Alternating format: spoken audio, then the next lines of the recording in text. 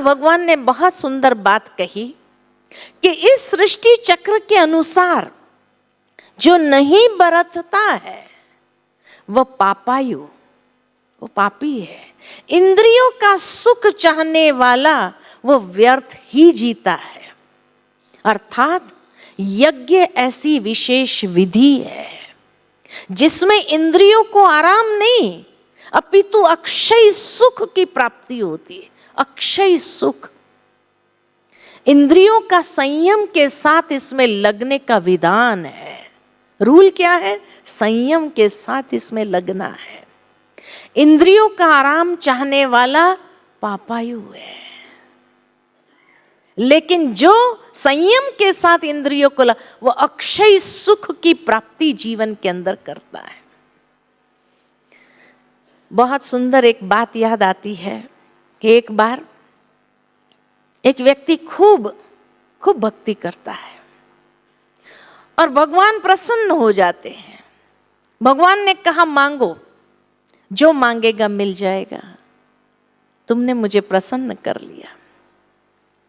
व्यक्ति ने कहा, हे भगवान, मैं जीवन में दुखी होना नहीं चाहता, सदा सुखी होना चाहता हूं। ऐसी कोई विधि बताओ, ऐसा कोई मंत्र दे दो जो सदा सुखी रहूं। मैं दुखी होना नहीं चाहता। मैं समझती हूं यहां भी कोई भी दुखी होना नहीं चाहता, हमेशा सदा सुखी रहना चाहते हैं। भगवान ने कहा ठीक है, और भगवान ने उसको एक कावड़ दिया। कावड़ समझते ना, जो श्रवण कुमार अपने माता पिता को बिठा कर ले जाते थे, यात्रा कराते थे, वो कावड़ दिया उसको। और वो कावड़ में एक तरफ काला कपड़ा था, एक तरफ सफेद कपड़ा था। और उसको दिया और कहा कि एक बात ध्यान रखना, ये काला कपड़ा पीछे, सफेद कपड़ा आगे रहना चाहिए, सदा सुखी हो जाएगा। मनुष्य बड़ा आश्चर्यचकित हो गया, ये कावड़ से सदा सुखी कैसे रह सकता हूं मैं? हे भगवान, कुछ तो स्पष्ट करो।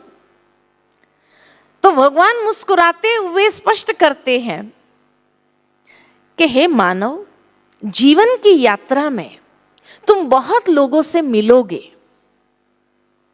और हर इंसान के अंदर अच्छाई भी है, बुराई भी है, दोनों होती है। लेकिन जब भी तुम्हें किसी की अच्छाई दिखाई दे तो सफेद कपड़े में आगे रख देना और उसी अच्छाई के आधार पर उसके साथ व्यवहार करना। और जब भी तुम्हें किसी की बुराई दिखाई दे तो उसको पीछे काले कपड़े में डाल देना, उसको कभी सामने नहीं रखना और उसके आधार पर व्यवहार नहीं करना, तो सदा सुखी हो जाएगा। व्यक्ति ने कहा यह तो सहज बात है। उसने कावड़ ले लिया और कावड़ लेकर के जीवन की यात्रा में चलने लगा। जब भी किसी की बुराई दिखाई देता तो पीछे डाल देता, जब भी किसी की अच्छाई दिखाई देती सामने रख देता और उसी के आधार पर व्यवहार करता और सचमुच सुखी हो गया। बड़ा सुखी जीवन व्यतीत करने लगा। लेकिन एक बार वो व्यक्ति सोया हुआ था, अचानक रात में भूकंप आया, हड़बड़ाहट में उठा, भागने लगा। वो कावड़ अपना उठाया और गलती से काला कपड़ा आगे, सफेद कपड़ा पीछे हो गया। अब जब भी किसी को देखता है, अच्छाई दिखाई देती तो पीछे डाल देता और बुराई सामने रखता है और उसी बुराई के आधार पर व्यवहार करता।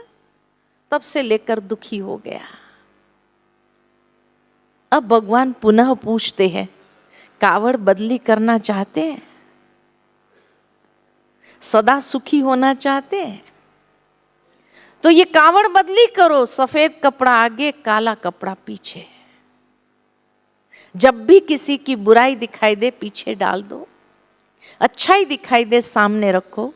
देखो, मंदिर में जाते तो भगवान से क्या प्रार्थना करते कि हे प्रभु, मेरे अवगुण चित्त न धरो, यही गाते हैं ना।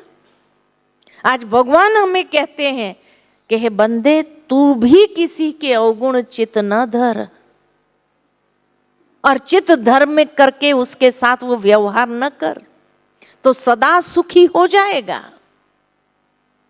क्या होना चाहते? सदा सुखी होना चाहते हैं, अक्षय सुख की प्राप्ति करना चाहते हैं, तो अक्षय सुख की प्राप्ति करने के लिए कभी भी किसी के अवगुणों को चित न धरो, पीछे डाल दो और अच्छाई को सामने रखते हुए चलो। उसके आधार पर ही व्यवहार करो जीवन के अंदर।